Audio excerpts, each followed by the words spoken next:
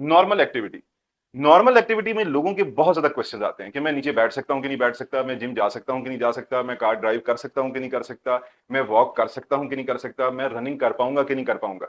ये normal activities में आती हैं। तो ये सारी की सारी चीजें डिस्क बल्ज वाला पेशेंट कर सकता है, बट एक टाइम के बाद। अब वो टाइम कब आता है? जब उसे लगे कि अब मुझे अक्यूट सिम्टम्स नहीं है, ना मुझे खांसने में छींकने में पेन आ रहा है, मैं वॉक कर पा रहा हूं 20 से 30 मिनट बगैर पेन के, सिटिंग कर पा रहा हूं 30 मिनट बगैर पेन के, और ना मुझे लेग में पेन जा रहा है और ना मुझे बैक में पेन हो रहा है। तो वो सारी नॉर्मल एक्टिविटीज कर सकता है। अच्छा, अब जो लोग जमीन पे नीचे बैठते हैं, या बहुत ज्यादा लोग नीचे बैठकर खाना भी खाते हैं, तो नीचे बैठने वाला काम आपको कुछ वक्त के लिए अवॉइड करना पड़ेगा, क्योंकि उसमें हाइपर फ्लेक्शन होती है। जब हम नीचे बैठते हैं तो एक तो हमारी जो स्पाइन है वो फ्लेक्शन में चली जाती है, हिप के ऊपर वेट ज्यादा आ जाता है, हिप लेवल नीचे हो जाता है, नी लेवल ऊपर हो जाता है, तो वो बॉडी जो है वो हाइपर फ्लेक्शन में हो जाती है, जिसमें डिस्क बाहर निकलने का खतरा बढ़ जाता है।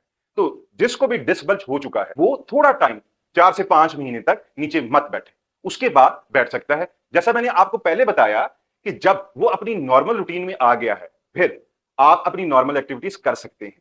तो ऐसा कुछ नहीं है, जब एक बार प्रॉब्लम आ गई है तो वो हमेशा रहेगा।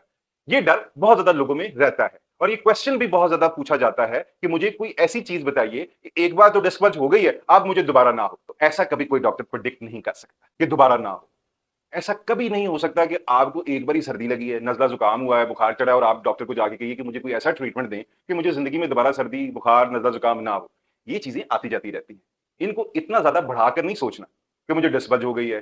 डिस्क बल्ज भी बॉडी का एक पार्ट है, तो जब निकला है तो वहां पे रिपेयर भी हो जाएगी, और अगर रिपेयर नहीं हुई तो जो नर्व को टच कर रहा है तो उस नर्व को रिलीज करवा लीजिए, उस नर्व के लिए जगह बना लीजिए कनाल में। तो उसमें हम कायरोप्रैक्टिक ट्रीटमेंट से आपकी नर्व कंप्रेशन को रिलीज करवाते हैं, आपकी हेल्दी स्पाइन को रिस्टोर करते हैं, और साथ आपके जो ओल्ड एज पेशेंट्स होते हैं या जो डायबिटिक पेशेंट्स हैं, उनमें हमें कुछ विटामिन भी बूस्ट ऑन करने पड़ते हैं, जिसमें सबसे ज्यादा फेरस पे आता है विटामिन D3, कैल्शियम, आपका B12।